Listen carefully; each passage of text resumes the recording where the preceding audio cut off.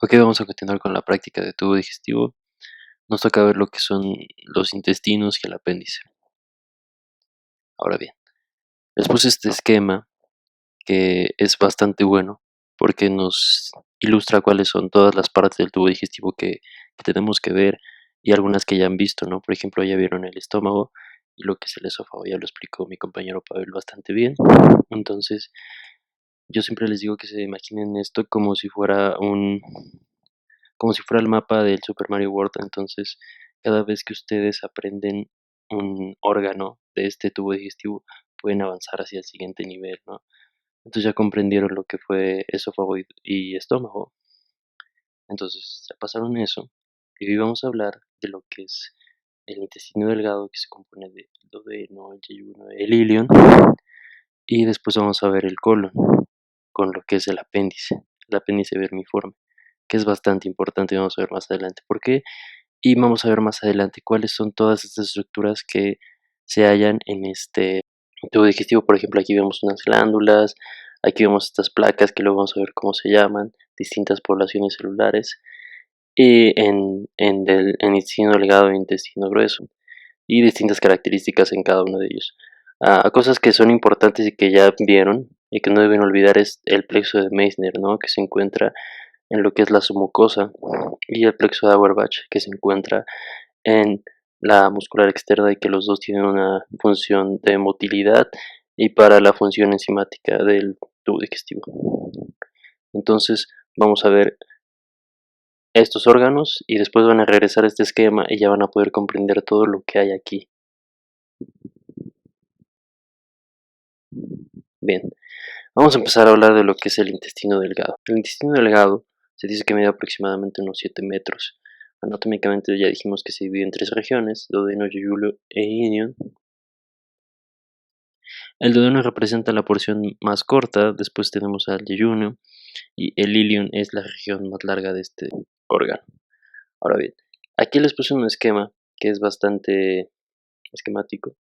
Entonces vemos que lo que llega al intestino delgado pues es el quimo. El quimo es lo que se va a obtener una vez que el alimento se combina con el ácido clorhídrico del estómago. Entonces llega el quimo al intestino delgado, y en el duodeno, que es donde llega las enzimas pancreáticas y la bilis, que es a través de los conductos, el conducto biliar y el conducto pancreático principal, que esos desembocan en lo que ya sabemos que es la ampolla de Vater o la ampena o la ampolla duodenal. Ahí donde desembocan estos jugos que se contienen enzimas que nos van a ayudar a digerir y absorber mejor los alimentos. Ujú. Entonces el duodeno va a ser la principal zona donde se van a digerir y absorber los alimentos. Ahora, características que vamos a encontrar en el intestino delgado son las glándulas de Brunner, que son propias del duodeno, y recordemos que las únicas porciones del tubo digestivo donde encontramos glándulas en la submucosa es esófago y duodeno. Ok, eso no lo olviden. Después, algo que es importante señalar es que a partir de lo que es el duodeno, pero para ser más específicos, lo que es el ángulo duodeno-yeyunal, que también recibe el epónimo de ángulo de Treitz, es donde se habla de eh, sistema digestivo bajo. Ya es la porción baja del sistema digestivo, y la porción alta es arriba de este ángulo de Treitz. Entonces el ángulo de Treitz sirve para dividir al sistema digestivo en una porción eh, alta y una porción baja, o porción superior y porción inferior. Otras características son las placas de Peyer, que son muy importantes porque reciben una función inmunológica. Y bueno, la válvula ileocecal, que también es muy importante. Esta es la válvula que conecta al intestino delgado con lo que es el colon. Ahora, como ya sabemos, el intestino delgado va a representar el órgano donde mayormente se van a absorber todos los nutrientes de los alimentos. Por lo tanto, va a necesitar de distintas especializaciones en su superficie. Vamos a ir de lo macroscópico hasta lo microscópico. Entonces, lo que más se ve cuando hacemos una disección de intestino delgado, vamos a notar estos pliegues, ¿no? Estos pliegues que son pliegues de la submucosa, que se han llamado válvulas de Kerckring, pero también reciben el nombre de pliegues circulares. Entonces, estos pliegues circulares van a ser especializaciones de la superficie que ¿para qué van a servir? Para aumentar el área de absorción y entonces se puedan absorber los nutrientes. Después tenemos las vellosidades. Las vellosidades van a ser prolongaciones de la mucosa. Y recordemos que la mucosa se compone de epitelio, lámina propia y muscular de la mucosa. Entonces, todas las vellosidades van a estar formadas por el epitelio. El epitelio los va a recubrir. Entonces aquí vemos a la vellosidad y el epitelio va a estar así recubriéndola, más o menos tapizándola. Aquí vamos a encontrar todo el epitelio. Y en el núcleo o en el centro de esta vellosidad vamos a ver a la lámina propia, que es tejido conectivo de tipo laxo. ¿Por qué es laxo? Porque tenemos células del epitelio y bajamos luego a la lámina propia, entonces siempre la transición tiene que ser leve, ¿no? Entonces no podemos estar de una zona donde tenemos muchas células a una zona donde ya no hay células, entonces por eso es laxo. Recuerden, laxo, mayor cantidad de células, menor cantidad de fibras. Entonces tiene este núcleo central de lámina propia y abajo en la base de la vellosidad vamos a encontrar a la muscular de la mucosa que le va a dar soporte y también va a ayudar pues a poder mover estas vellosidades. Ahora algo que es importante que vamos a ver más adelante es que dentro de esta lámina propia se van a encontrar unos vasos quilíferos. Eso de quilífero seguro le suena a algo, ¿no? ¿Y a qué es? Al kilo. Ya sabemos que primero es el alimento, luego el quimo y luego el kilo. Y el kilo no es otra cosa más que esos nutrientes que ya vienen de los alimentos porque ya pasaron por el ácido clorhídrico, ya pasaron por los jugos pancreáticos y jugos biliares, entonces ya lo que queda de todo eso es el kilo y son los nutrientes que se van a absorber de los alimentos. Bien, ahora, ya dijimos que las vellosidades van a estar tapizadas de un epitelio. Este epitelio, como ya dijimos, como ya dijo Pavel anteriormente, a partir del estómago, todo el tubo digestivo va a tener el mismo epitelio, que es un epitelio cilíndrico simple. Entonces, aquí vemos esta zona, estas células cilíndricas. Estas células cilíndricas van a contener microvellosidades. Estas microvellosidades van a ayudar a que pues, a aumentar aún más el área de superficie para lograr absorber todos los nutrientes. Entonces, todas estas especializaciones nos van a ayudar a que no se nos escape ningún nutriente. Entonces recordemos, las microvellosidades son especializaciones propias de las células de la mucosa. Y las vellosidades son especializaciones de toda la mucosa. ¿Sí? Ok, espero que no queden dudas de eso. Ahora bien, después tenemos a las criptas de Lieberkühn. Estas criptas de Lieberkühn se van a formar entre las vellosidades, por eso también se les conoce como espacios intervellosos o criptas intervellosas. Entonces, para entender esto, tienen que ver a las vellosidades como si fueran montañas. Tenemos una montaña aquí, las montañas descienden y entre montañas siempre vamos a tener un valle, ¿no? Entonces este valle que se va a formar entre estas dos montañas que van a ser las vellosidades, se van a llamar criptas de Lieberkühn. Entonces estas criptas de Lieberkühn son los valles que se forman entre dos vellosidades. Aquí se ve mejor, está mejor esquematizado, ¿no? Entonces aquí vemos a la vellosidad, la vemos, otra vez es que es algo que a veces no comprenden bien, es que está aquí la vellosidad y está tapizada del epitelio. Está tapizada así. Todas estas células tapizan a la vellosidad y por dentro lo que le va a dar sostén, lo que le va a dar esa estructura es la lámina propia. Y en la lámina propia es donde vamos a encontrar al vaso quilífero. Y las criptas de Lieberkühn van a estar entre vellosidad y vellosidad, ¿sí? Entonces va a ser un valle que va a estar entre estas dos especializaciones. Ahora bien, vamos a hablar de lleno de la mucosa. En el epitelio de esta mucosa vamos a encontrar una amplia variedad celular.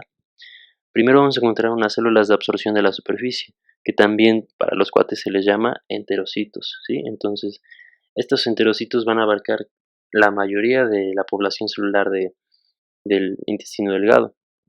Y pues como ya lo dice su nombre, van a servir ¿para qué? Para absorber los nutrientes. Después tenemos células caliciformes. Estas células caliciformes van a secretar mucinógeno y este mucinógeno se va a convertir en mucina y la mucina cuando llega en contacto a la luz se convierte en lo que conocemos como el moco.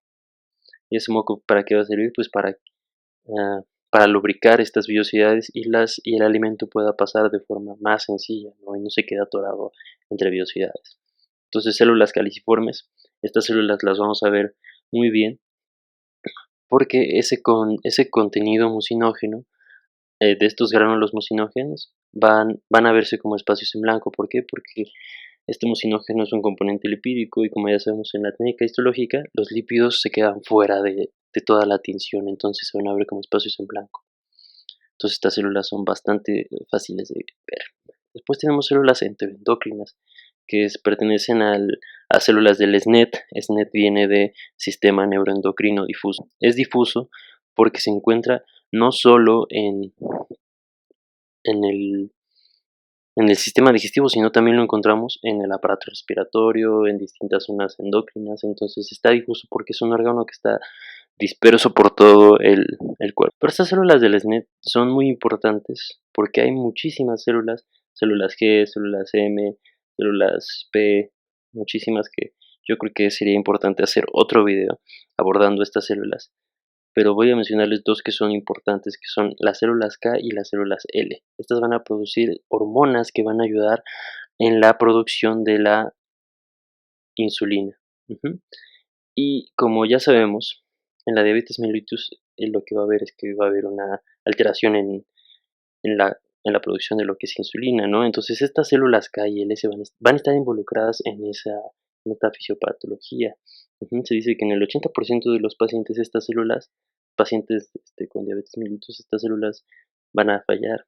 Entonces se han creado mm, fármacos que son análogos a las sustancias que secretan estas células K y células L. Eso es un tema bastante que rebasa los objetivos de esta práctica, entonces yo creo que voy a hacer otro video explicando todo lo que son las células del SNET, porque es todo otro universo. Pero bueno, es importante que las conozcan. Y estas células no las vamos a poder ver, solamente se pueden ver si hacemos una atención de inmunohistoquímica. Después tenemos a las células regenerativas, que estas células pues, van a ser las células madre. Estas células se van a encargar de reemplazar a casi toda la población celular, excepto las células del SNET. Entonces, van a reemplazar a la población celular una vez a la semana. Y estas células de la población celular van a desprenderse del- de la mucosa de 5 a 7 a 7 días. Cada 5 a 7 días se desprenden estas células, pero una vez por semana se regeneran. Entonces, por eso hay un siempre está en constante regeneración este epitelio.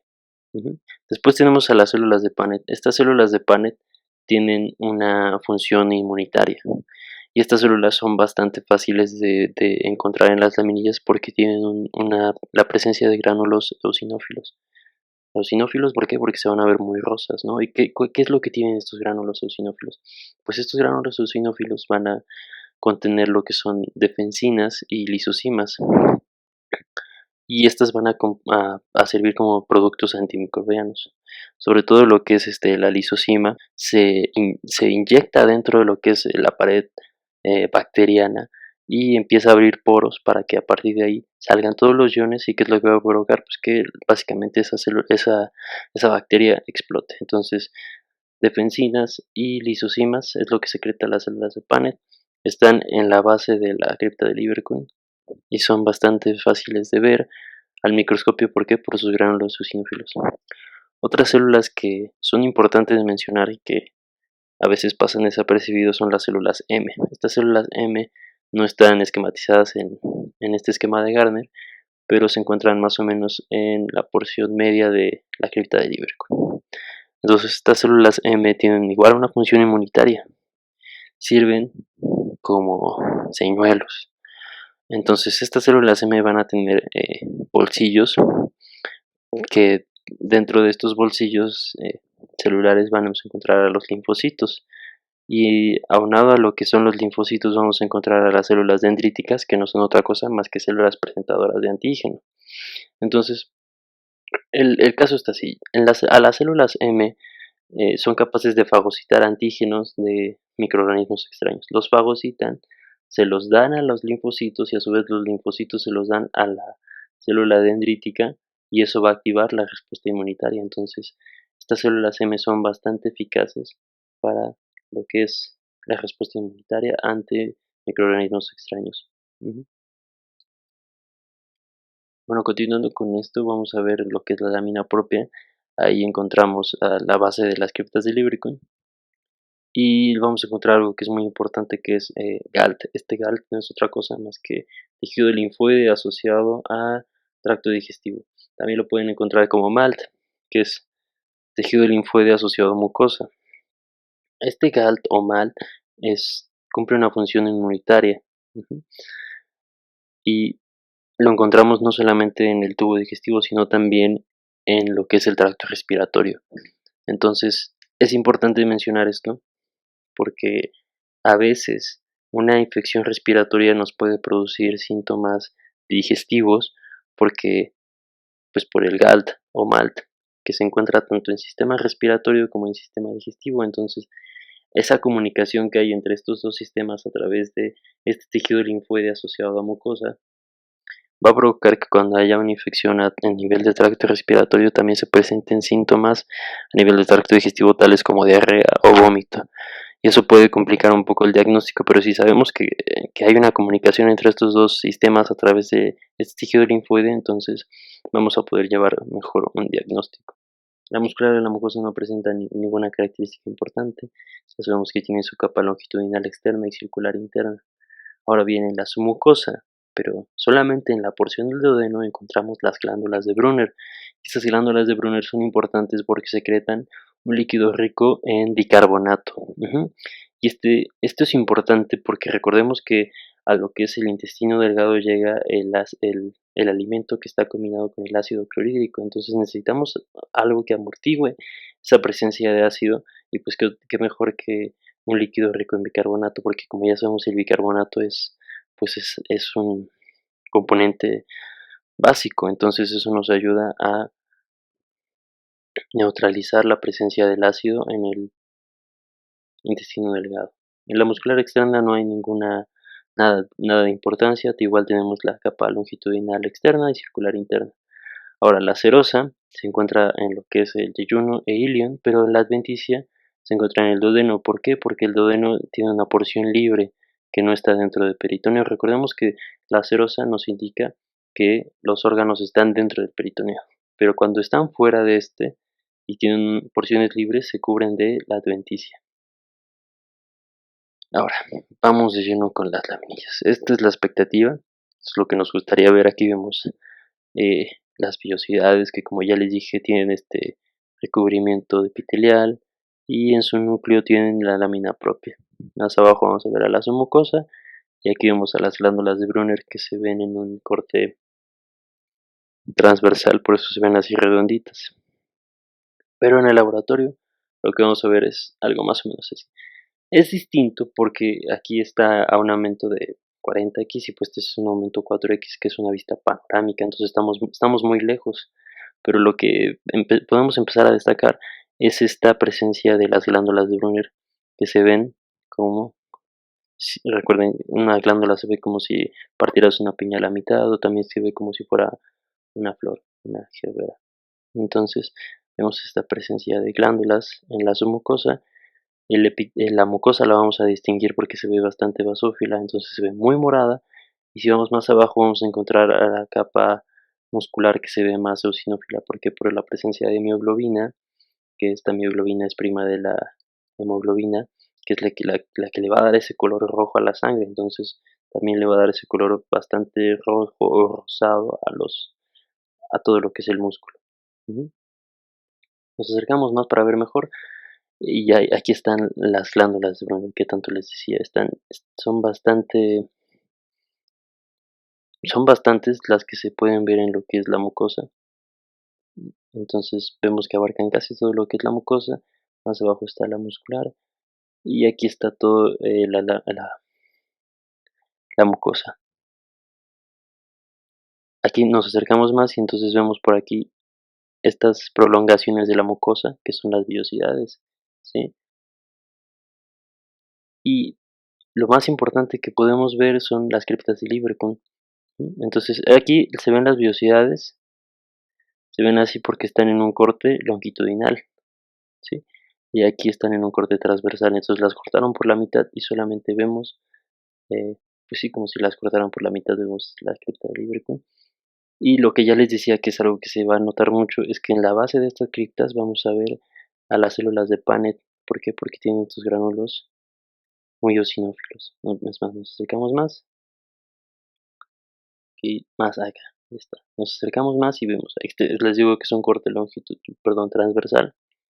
Es un corte transversal, entonces vemos a las vellosidades partidas a la mitad y vemos aquí en la base de estas vellosidades estas células con gránulos eosinófilos que son las células de Paneth. Si nos regresamos a la anterior, aquí vemos vellosidades que estas están cortadas en un corte longitudinal. Y bueno, vemos otra vez las glándulas de Brunner. Esta imagen es importante que se la graben porque en el laboratorio no tenemos de otra porción que no sea duodeno del intestino delgado. Entonces, si ustedes ven esto y ven estas glándulas de Brunner, ya solamente pueden pensar en lo que es duodeno. Igual aquí ya se ven mejor, les digo, se ven como si fueran flores o como una piña partida a la mitad. Aquí vemos lo que es mucosa. La mucosa va a estar dividida de la submucosa por un muro que llamamos la muscular de la mucosa, que se ve bastante eosinófila. ¿Por qué? Porque pues es músculo. Igual aquí vemos las glándulas de Brunner. Otro corte de las glándulas de Brunner que, aparte de secretar lo que es este líquido rico en bicarbonato, también secretan urogastrona, que la urogastrona va a servir como un factor de crecimiento epidérmico.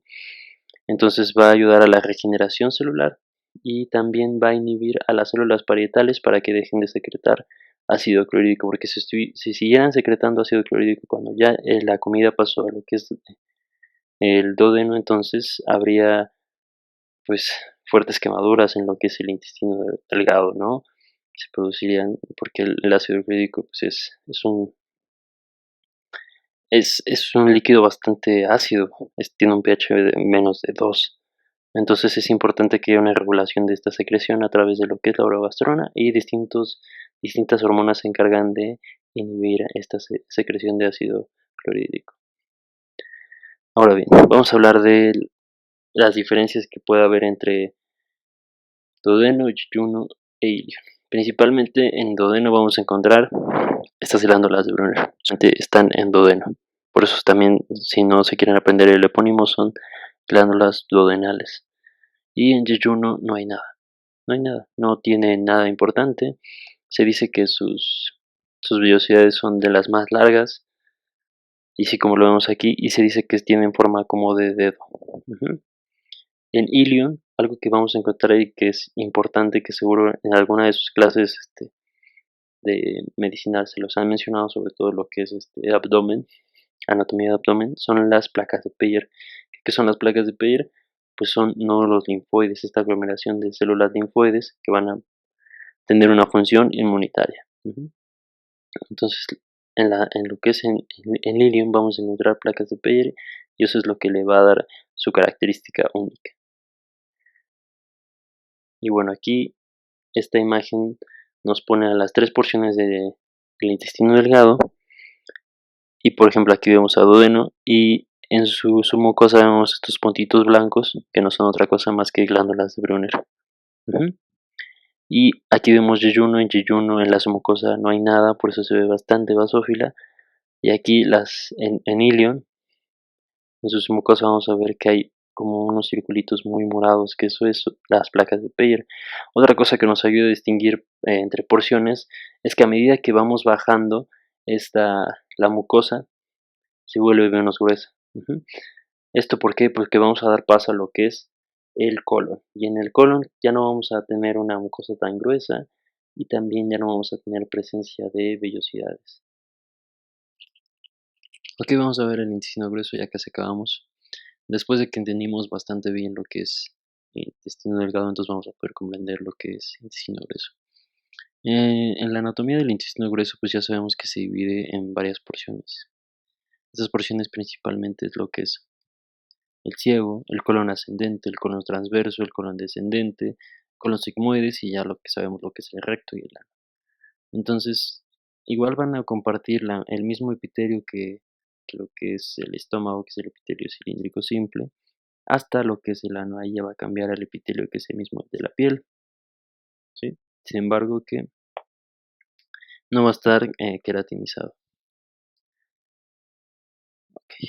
En intestino grueso lo que vamos a ver a nivel macroscópico, vamos a ver unos pliegues semilunares que se van a ver si hacemos una disección del colon.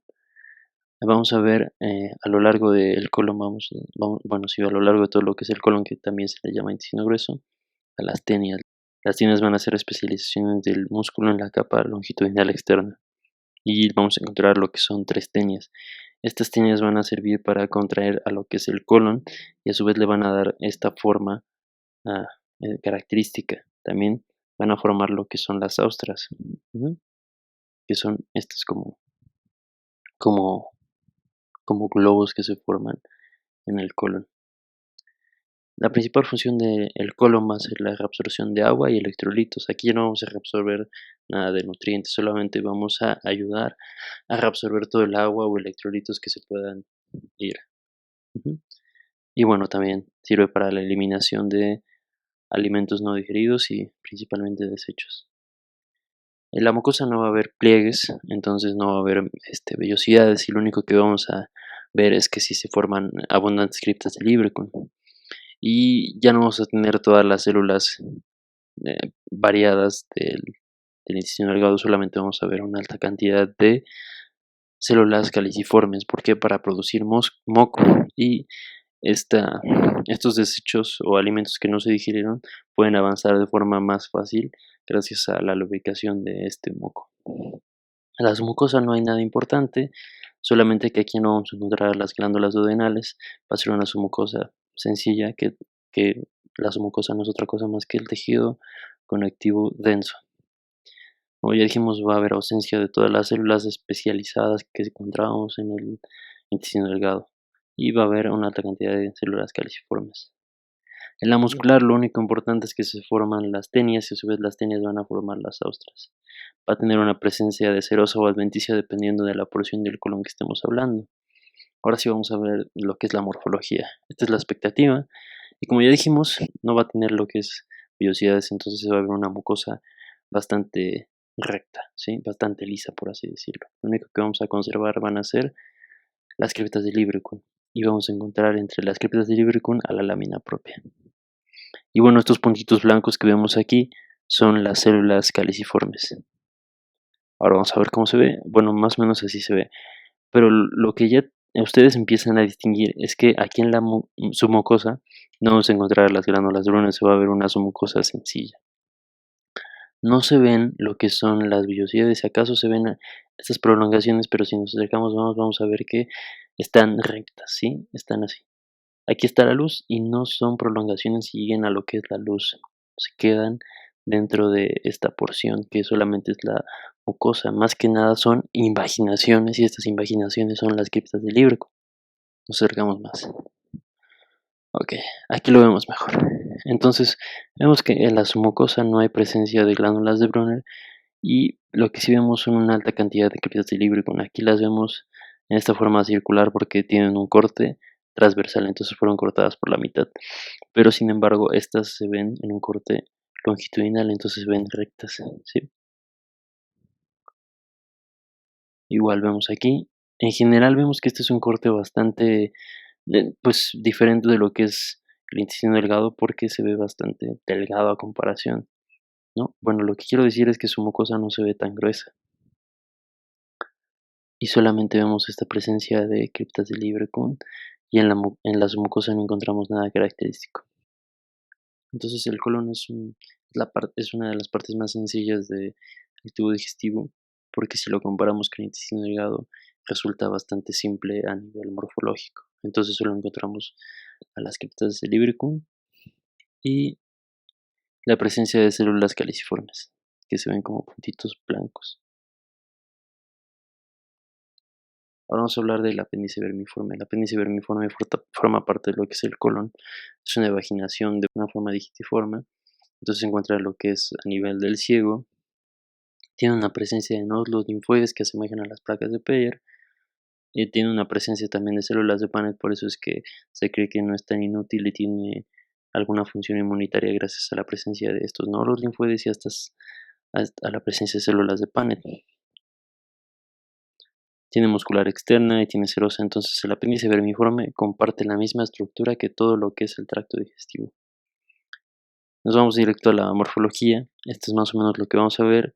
Es un órgano que se puede ver su luz, y su luz es bastante característica porque tiene una morfología estrellada y se ven todas las capas del tubo digestivo. Se ve la mucosa, después su mucosa. En la periferia vemos lo que es ala muscular y un borde bastante blanco, casi transparente y más laxo, que es serosa. Y bueno, en el laboratorio igual tenemos una laminilla que no dista mucho de la expectativa. ¿Por qué? Porque mantiene esta luz que está estrellada. Entonces es de las únicas estructuras que en las laminillas podemos ver esta luz. Y bueno, también algo que destaca es esta, esta presencia de nódulos linfoides que se encuentran en la mucosa, pero llegan a invadir a la submucosa. Vemos la presencia de criptas de Lieberkühn, como vemos estas invaginaciones, que son estas criptas. Y bueno, ¿qué es esto que está aquí? Pues es un artefacto, no es ningún parásito, es un artefacto. Igual aquí se ven mucho mejor estos nodos linfoides, bastante basófilos. Vemos la presencia de criptas de Lieberkühn, tienen una alta cantidad de células caliciformes, por eso somos como puntos blanquitos. Después la mucosa no tiene nada característico. Igual, lo que más se mantiene es esta luz en forma estrellada. Va a ser muy característica del apéndice junto con los nódulos linfoides. Entonces es una laminilla bastante sencilla de ubicar cuando la ven al microscopio. Igual, ¿esto qué es? Son criptas de Lieberkühn, pero en un corte transversal. Y aquí está longitudinal. ¿Sí? ¿Sí se ve la diferencia? Este es longitudinal y este es transversal. Y estas células, que están bastante basófilas, pues son células que pertenecen al sistema inmunitario. ¿Por qué? Porque aquí están los nódulos linfoides, entonces se derivan de acá. Después de esta imagen, porque algunos se confunden cuando ven estas criptas, pensarían que es colon, ¿no? Pero si observan bien van a ver esta presencia de nódulos linfoides, entonces eso ya nos guía a que estamos viendo apéndice. Bueno, y eso es todo básicamente de la última parte del tracto digestivo. Como ya saben, los libros de referencia, Ross y Gardner. Sobre todo me basé en Gardner para este video, entonces si tienen dudas, chequenlo ahí. Igual pueden comentar abajo cualquier duda o mandarla al grupo, no hay problema. Ahí haré otro video resolviendo dudas. Igual trataré de hacer el video para complementar algunas cosas que se quedaron por ahí, nada más superficiales. Y bueno, eso es todo. Nos vemos en la próxima y cuídense mucho, lávense las manos.